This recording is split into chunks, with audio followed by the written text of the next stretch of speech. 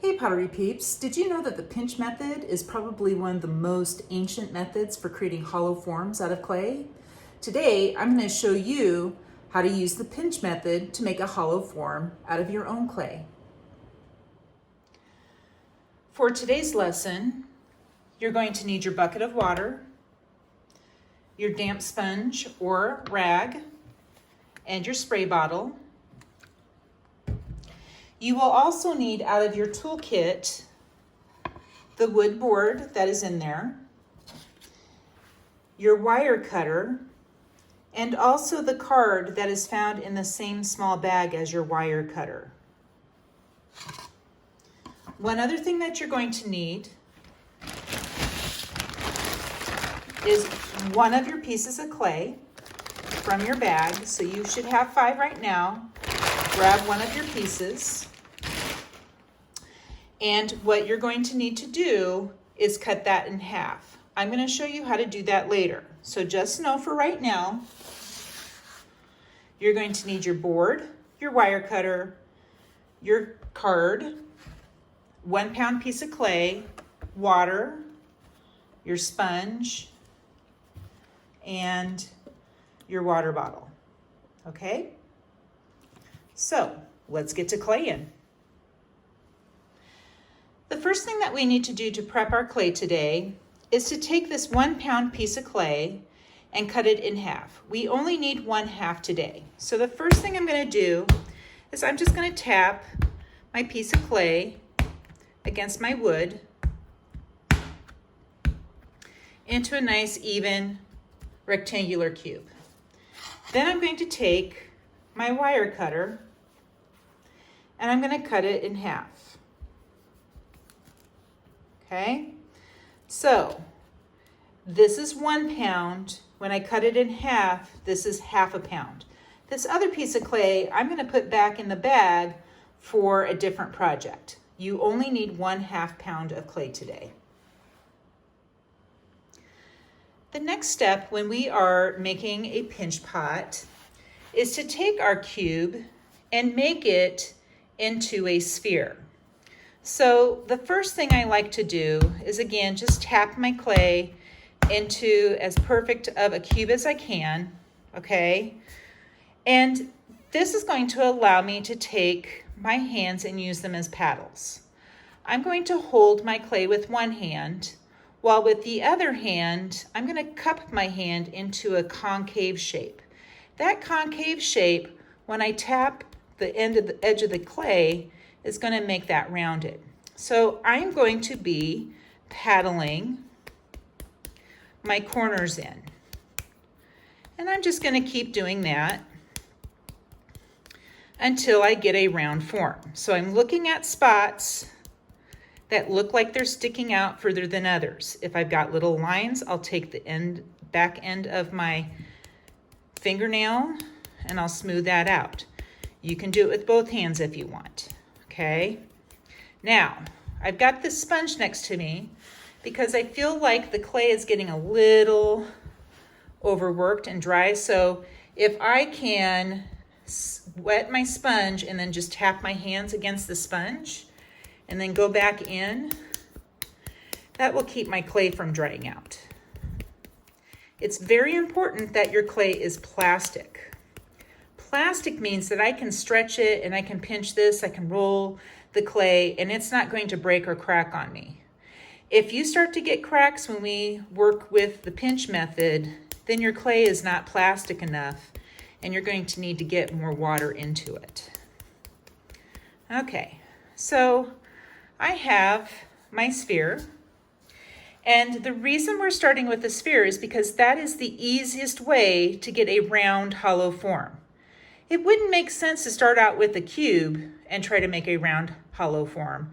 That would take a lot of extra work. So if we can start with the sphere, that's going to be a lot easier. So that was our first step, to make a sphere. Before we start with our pinch pot, I want to talk to you about our hands. Our hands are our most important tools for creating a pinch pot. What we need to figure out is which hand is our dominant hand. Usually that's the one you write with. I'm right-handed, so my dominant hand is my right hand. Some of you might be left-handed, and so your dominant hand is your left hand. The reason we need to know which hand is our dominant hand is because that is usually the hand that's our strongest hand. It has the most endurance and the most strength. Our other hand doesn't because we don't use it as often. So with that, let's move into the next topic with our hands. Which of our hands holds the clay? Well, I'm right-handed, and you would think I would hold the clay with my right hand, but actually, I'm going to hold the clay with my non-dominant hand. So with my left hand, which is my non-dominant hand, it has a natural C right here, kind of like a cradle. And I'm going to hold that piece of clay right in there with my palm up. Now, why palm up? Well, if I'm trying to pinch and turn the clay, which is what this hand has to do, my wrist and my hand can get really tired. So it's easier if I hold my hand palm up and turn the clay this way. So not only does my left hand or my non-dominant hand hold the clay, but it also turns the clay. Another thing that it does is it controls how wide or how narrow my final pinch pot is. If I have really loosey-goosey hands as I'm turning this and pinching with my other one, I'm going to get a really wide, shallow pinch pot. And some students find that their first pinch pot turns into a pancake because their hands are too loose. If your hand is more tight around your sphere, as you turn it and control that, it will stay within the circumference and you'll get a deep and narrow pinch pot. So your left hand is important, not as it only is it holding the clay and turning the clay, but it's controlling how wide or narrow that clay gets.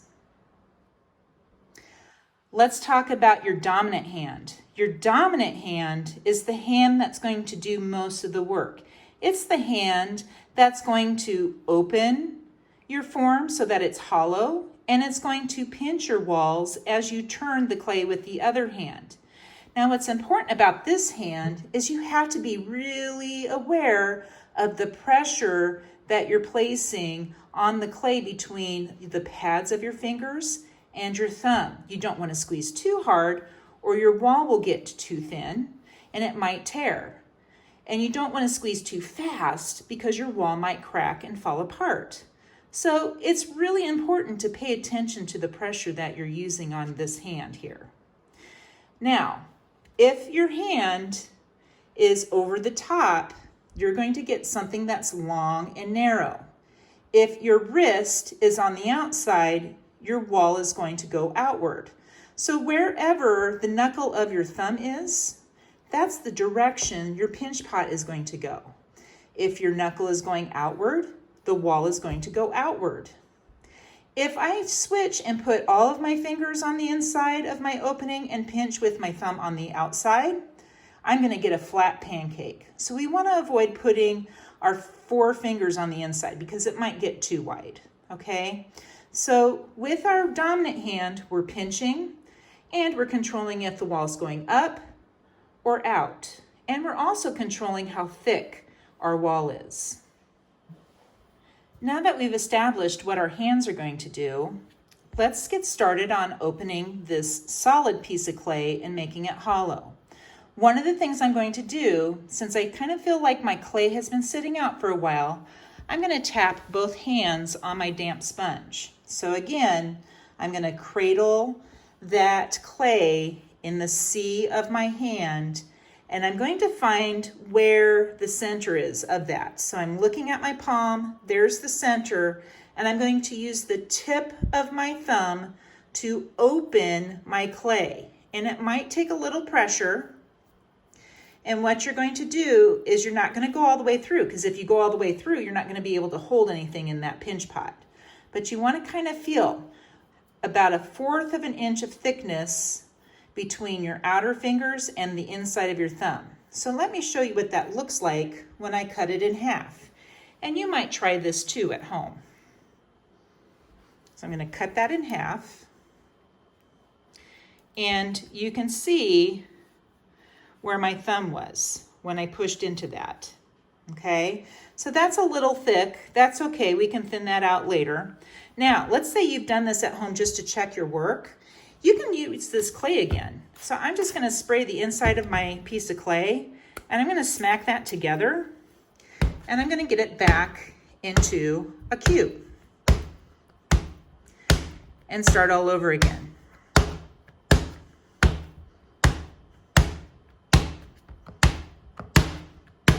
Now, I feel like this is going to take a lot of time, so I think I'm going to have to speed this up.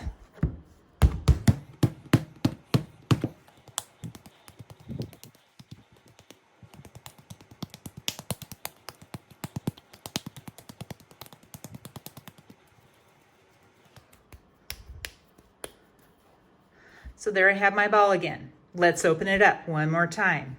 I'm cradling it in my hand, palm up. I'm looking for the center.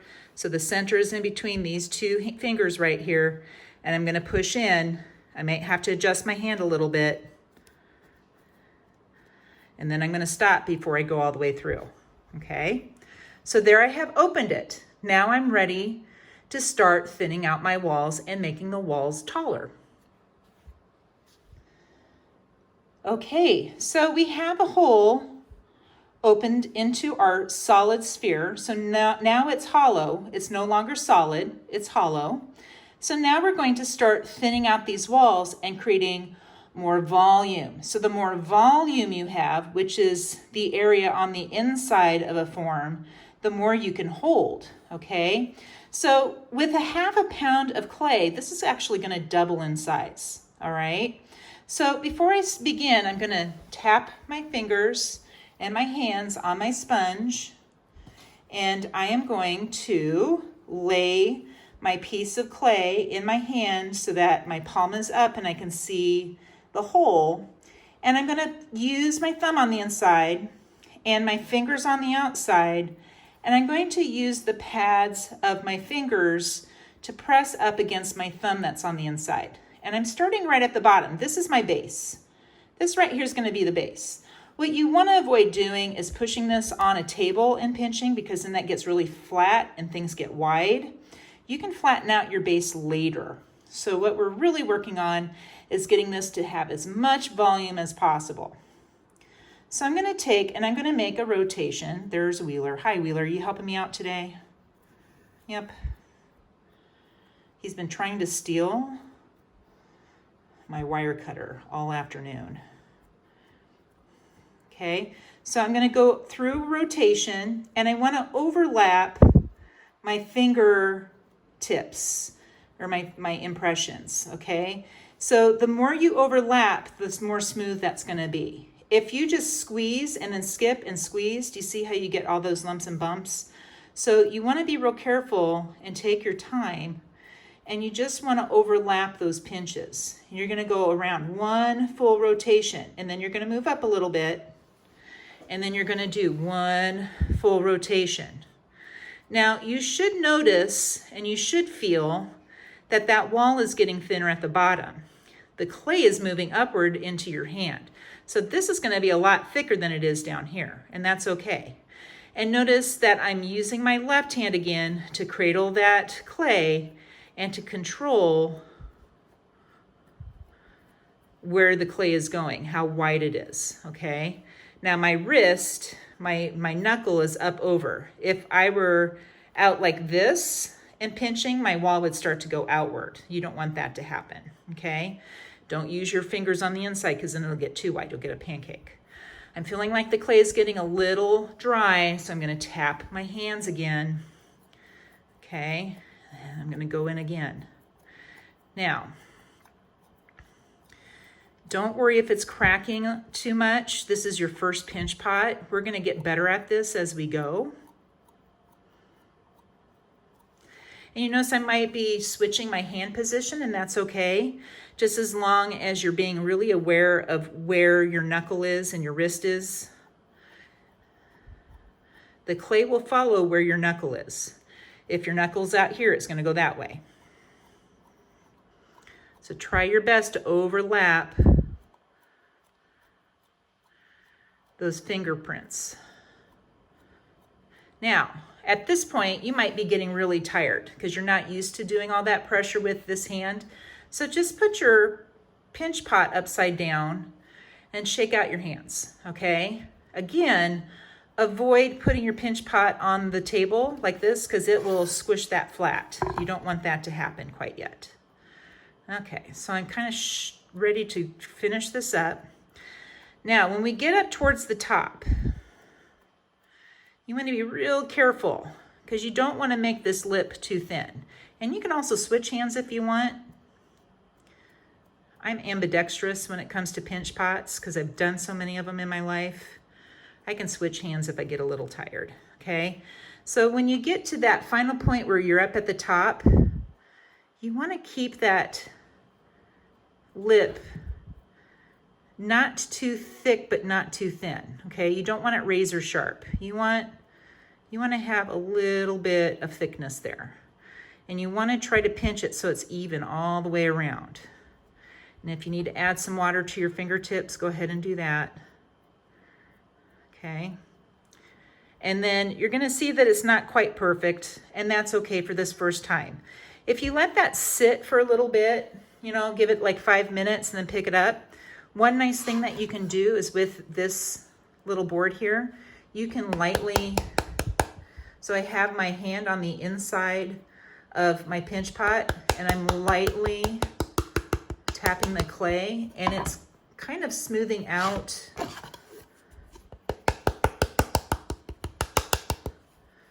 my wall.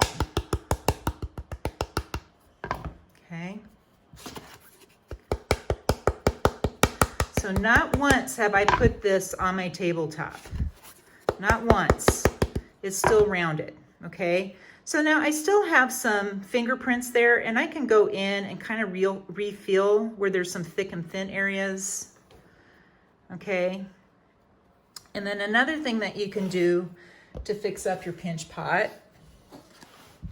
is to take this rib and very lightly just kind of scrape it against that surface. And what that will do is it will smooth it out too. You have to be really careful though. So that's a tool that you can work on using. You can scrape the clay as long as it's plastic like this. Another thing you can do is take the back of your fingernail and you can get rid of little nicks like that. So I'm just using the back of my fingernail. If you get cracks up on the top, you can use your fingernail or your finger pad, okay? So you're gonna work on making a pinch pot today. And what I want you to do when you're done, okay, is you're gonna cut your pinch pot in half and take a picture of it. So here, I'm gonna cut my pinch pot in half. We'll see how I did. So what you're going for, you are going for a pinch pot that has walls that are the same thickness. So I probably could have pinched that wall a little bit more just to thin that out. But the walls are the same height. They're approximately the same thickness. So I feel like we're kind of at a level 3. The outside, it's still kind of lumpy. I probably could have spent a little bit more time smoothing that out. But that would be my level 3 pinch pot, okay? So now you know how to do a pinch pot. Know what your hands do, left versus right or right versus left, depending on which one is your dominant hand. Know how to hold that piece of clay and how to turn it, and know how to control how wide or narrow it is, because at the end, you want something that's taller than it is wide, and you want walls that are the same thickness. So also pay attention to the pressure that you're using with your fingertips. Okay, so the question is, after you get done cutting your piece of clay in half and taking a picture of it side by side, what do you do with it? Well, we don't want to throw this away. We want to reuse it. So this is what I'm going to suggest that you do today. Take your spray bottle and spray the inside of those two pieces. Then squish them flat, and then you're going to take this bucket of water and you're going to dunk it into the water real quick, shake it out a little bit, okay? And then you're just gonna fold it in on itself. Dip it one more time if you need to, and then drop it into your bag with your other blocks, okay? Close that up real tight, and then by next class, that same piece of clay will be ready to practice with, all right? So that is how you recycle a used piece of clay. So that's how you make a pinch pot. The pinch method is my favorite method to use when I'm hand building. If I know how to make multiple pinch pots and I can put them together to make more complex pieces, it really opens up what I can do in the clay. So if you have the imagination and the skill, you can make little figurines, small little vases, you name it. So hope this is helpful. Hope you learned some tips to help you make your own pinch pots at home. And until next time, happy claying.